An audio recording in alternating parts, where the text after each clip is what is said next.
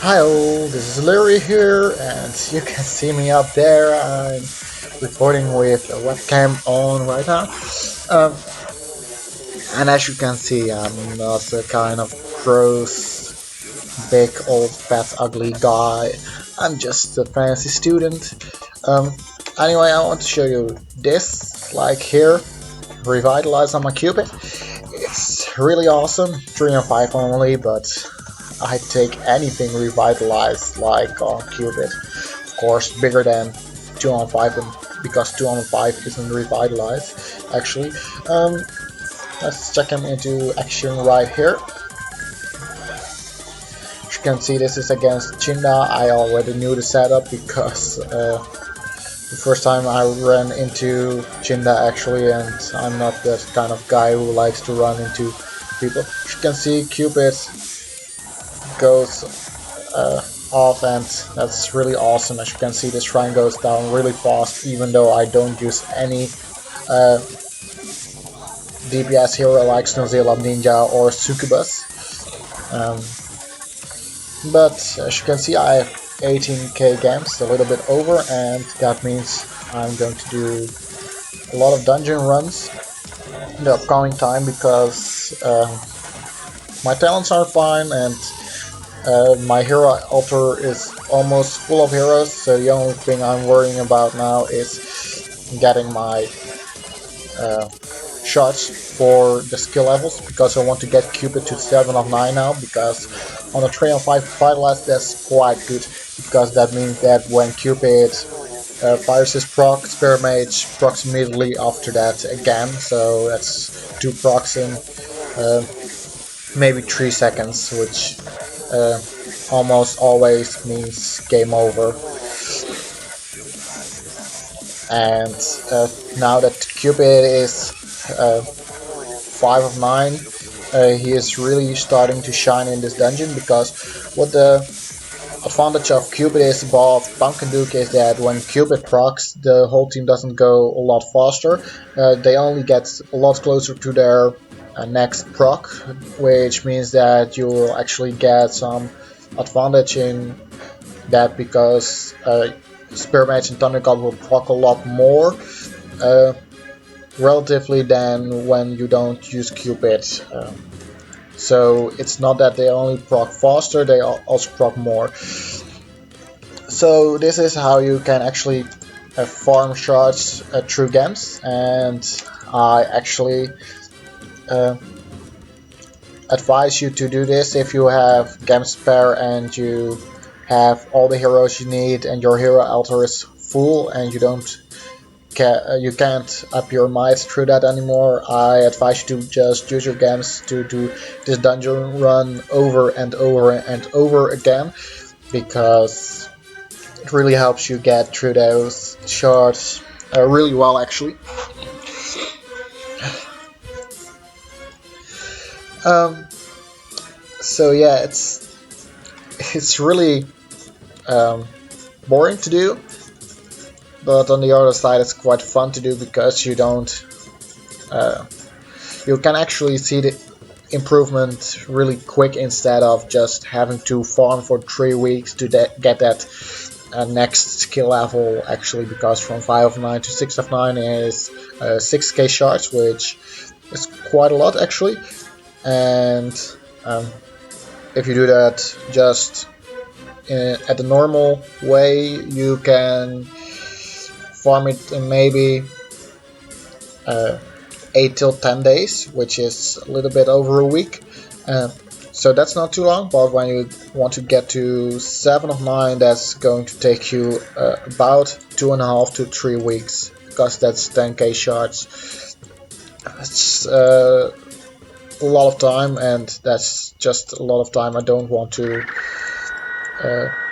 invest on just getting Cupid skill to 7 of 9, and since I'm going to spend those games anyway, and I don't need heroes anymore, it's having to wait for those shards isn't really bad, because it's about double the skill experience you get for using the games on dungeons instead of using the games on heroes. And another advantage of using the games to do Dungeon 8 runs is because when you do Dungeon 8 runs, you will get 6k experience divided over your 5 heroes each time, which means that your heroes will level a lot faster. So it's also a useful tool to power level, actually, and a lot of people do this to get up a lot faster if they don't have low might, of course, and low might is going to really suck in the upcoming updates about might, because that will mean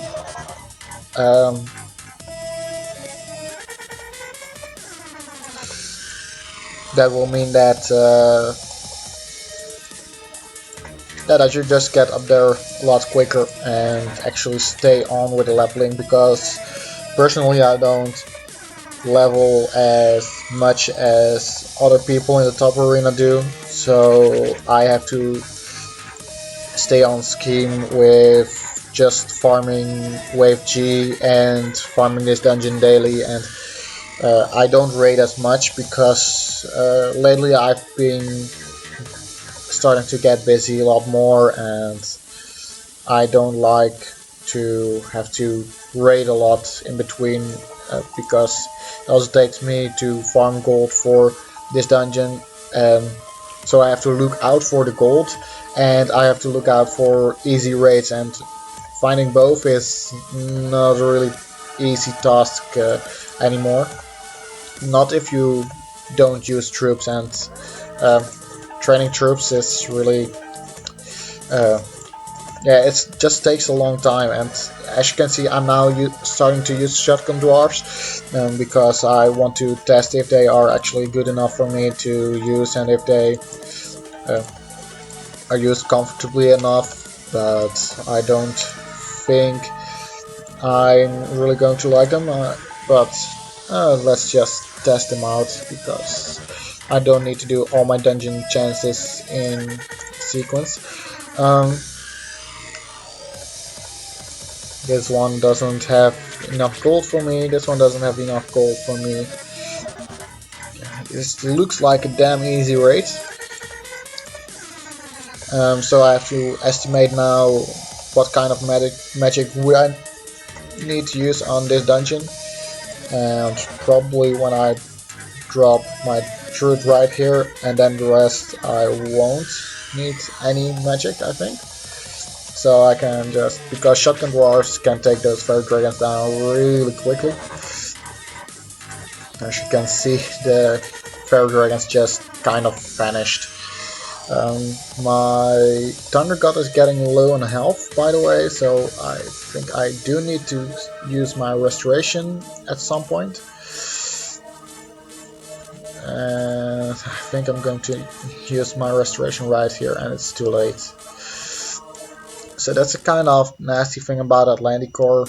When Atlanticor gets his shield up, he is a defensive monster. Just, he's incredible.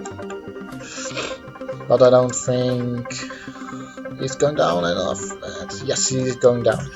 So now I don't have to worry about the rest, just make sure I get the experience. That's also another thing why farming Dungeon 8 Skull 11 is good, because it just levels that much faster than doing normal raids, and you don't have as much chance, at least at my levels, to lose the dungeon, while losing a raid is much more frequent to occur.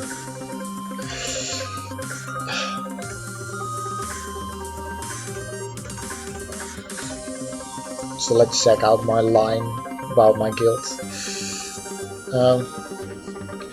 Also, if you have a guild and you aren't using line yet, start to use line. It's really useful. There are a lot of chats, and you can actually stay in contact with your guild and talk about when the boss is going to be a lot. So let's check it out. Where are my fairy dragons that died? Shotgun dwarfs that died. Right here, died one, and this one is still full. Also full, and also full. Oh, I only lost one shotgun dwarf. That's nice. What's kind of a sucky thing is that I have to sacrifice my shotgun dwarfs right now to do a hairy monster, which is one of the reasons I don't use shotgun dwarfs actually, because, or any troop except for guardians sometimes, because you just need to go triplets for heavy monsters most of the time. I don't care about using troops, but you know what? I'm not using Cubit because I want to use Reaper, and I'm going to put Cubit in a garrison anyway. Yes. So I'm not putting Champion and Succubus in the garrison because they don't need to level, and the rest in my garrisons is all going to need to be leveled. And since I'm going to walk against an honor badge wall, which probably is hidden behind the webcam, it's now at 74k honor badges, but as you can see, 2 of my heroes are kept already, and then a lot of heroes are kept, and here are 5 new heroes I need to level to level 60, which is going to take me another 15k, so that will mean that I will be stuck at 59k honor badges. And since my Druid and Spirit Mage right here are almost getting to 140, I need to save up for those too, so I need to actually be watching out. That means I can't level Champion and Succubus yet. But it also means that I have to spread out my experience a lot more than I would normally do. So let's just run this heavy monsters. This is a Diamond of Doom I'm testing out, and it's of course a little bit tweaked. As you know, I'm always tweaking bases, and I did test a specific base for Age, but what I have found out until this moment is that I'm not ready to beat Age yet. Most of the time it's just bad luck, and I always have bad luck on Age, which is really annoying, and the fairy dragons are just too powerful. I probably need level 17 hero bases and level 9 towers all around, and I'm not there yet anyway, so but why I'm using Diamond of Doom now is because, well, I have the reputation to be kind of the heavy monsters guru, so I want to get the feeling of every heavy monsters base there is actually around, so I'm testing around Diamond of Doom, and I'm not testing out every version of Diamond of Doom, the Butterfly 3.2 of Rongir and the 40 to 1 of Shrupal. I'm not going to test those specific variations because Diamond of Doom has this way it works, and all the bases work around the same way but have these little tweaks, and of those little tweaks I can understand why they are like that, and it's not that what I want to test. I just need to know how the base in general works, which is also at the Casa de Morte. I've tested a lot with tweaks and such, but the general principle of the base is always the same, and what I found out about the Casa de Morte is that it's always quite consistent and can actually beat multiple waves from the same side, because it has all these kind of buffers, and that means that it's really comfortable to farm with, but it doesn't have this high on edge like a Diamond of Doom has, because I've seen people with really low level heroes farm G with Diamond of Doom, and I've also seen people with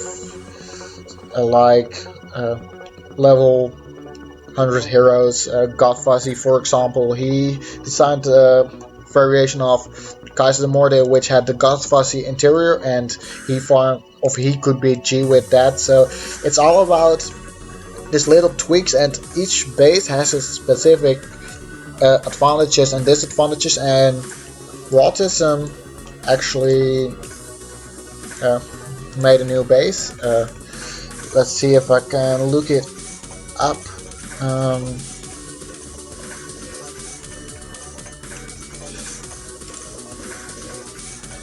it's around somewhere here. Oh, look, this is the base what I was talking about.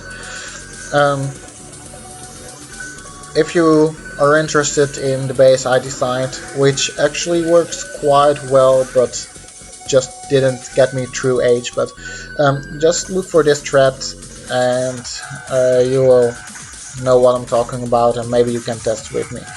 Oh yeah, right here, Autism designed base, and it's really awesome, as you can see. You should also check out his YouTube channel right here, Autism, because he also makes YouTube videos, and he even has a 5 legendary hero account giveaway, which probably is really great. But the base he is using is quite funny, and I tested it too, and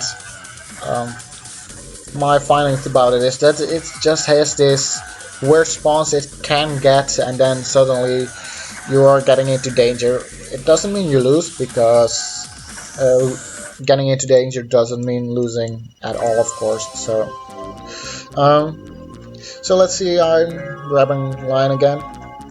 I think Ronin's setup is in the line chat.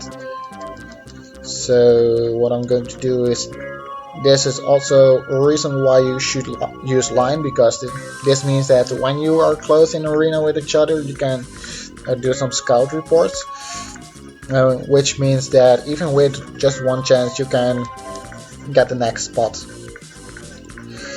So let's look it up, and we can see Ronin's right here on my phone. We can get a screenshot up.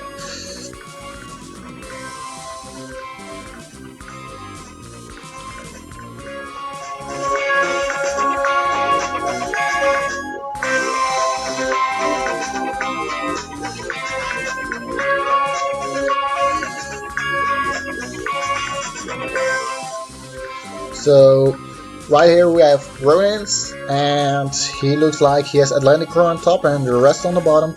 So what I'm going to do is drop Pumpkin Duke right here, Spirit Mage, Druid, Cupid, and for the case when he accidentally has switched, we put Thunder God right in there. So Thunder God is just a failsafe, but as you can see, my Pumpkin Duke will start to proc right here, and one proc, and he probably will get a second proc of 2 and second proc, and with a bit of luck he'll get the second proc, and he doesn't. But as you can see, my Spirit Mage is going really nuts, and Ronin is just vanished. And that's why you shouldn't run Atlantic or single lane, because any kind of Pumpkin Duke setup can just wreck you from this spot. So as you can see, right before my air badge tick, which is right here, you can see it's 17 seconds now for my gathering, and it's mostly smart to advance right before that timer goes to 0, because that will mean that you will almost guaranteed will get those honor badges. I think I'm chatting like damn long for now already. I don't know how long it is, and I don't care. But we can look.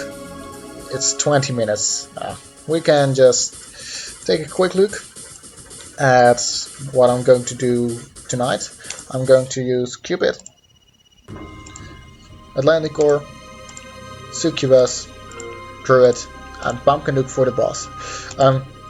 What I'm going to do is don't use Champ, which means that I don't have any stun, which means that Atlantic Core will reflect a lot of damage, Succubus will reduce the damage, so my druid can actually out heal the boss's damage, because as you can see, 240% attack heal of 2795 is, well, let's just find it out, because I'm really lazy.